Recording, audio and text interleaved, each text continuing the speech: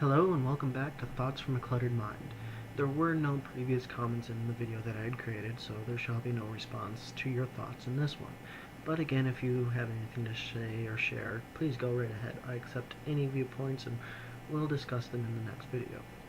Probably next Wednesday, give or take a few days. But anyway, today's topic is going to be upon the death penalty.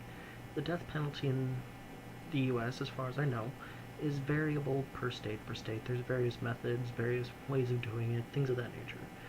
But what I'm going to discuss today is that I kind of agree with it. Now here's what I say, that I kind of agree with it instead of I don't and I do. Now here's the thing. The death penalty is designed to be a deterrent. However, how many times have you heard about someone shooting up a school or something of that nature and just taking their own lives? They already expect to die. So this really isn't a deterrent if the person is already going to do it anyway. Ultimately, it's just kind of a little outdated, personally, in my opinion. You really should come up with something that is a true deterrent against certain crimes. Yes, there's jail sentences, and oh, what if they're wrong? Well, that's where it's the court system's job to decide. And yeah, mistakes happen, and yeah, things can go terribly, terribly wrong. However, if it's done correctly, if there's 100% positive that this person is guilty of a crime warranting a death, which in my opinion would be the death of another person, a life for a life, therefore it should be not the court's decision, but the family's decision of what to do. Now, let me try and explain. Say I die tomorrow.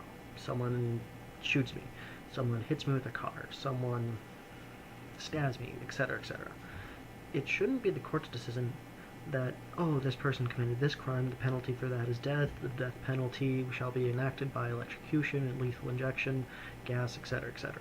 It should be that the family decides what they want done. The family, the people that are in this person's life, are the most affected by it.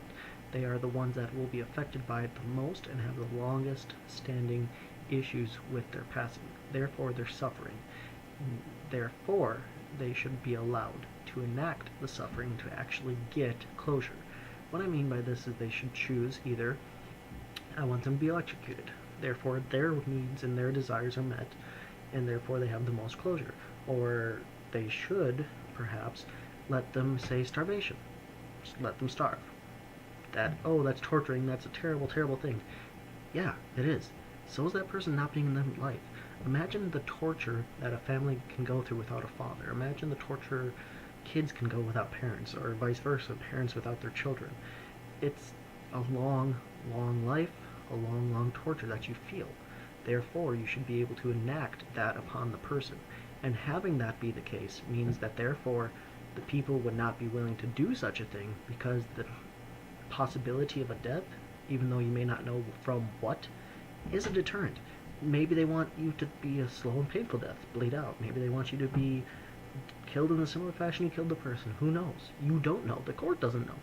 Therefore, there's the fear, and fear is a good tool to use it for a deterrent. And we'll give the family closure. We'll make sure that the crime committed is justly served with 100% accuracy. And by that I mean DNA, eyewitnesses, things of that, so that it is known for sure this person has done this. And in my case, like I mentioned before, the death penalty should only be enacted when a death happens. When a life is taken, a life should be given up to make compensation for that. And again, perhaps the family doesn't want to. Perhaps the family forgives the person. Okay, fine. They stay in jail for the rest of their life. Therefore, it's the family's decision. They get the closure. They don't have to be continuously tortured and led on by a court system that's grossly inadequate. That is my thought on this. Please comment, and I will read them and comment back to you in the next video. Thank you for watching, and have a nice day. Bye.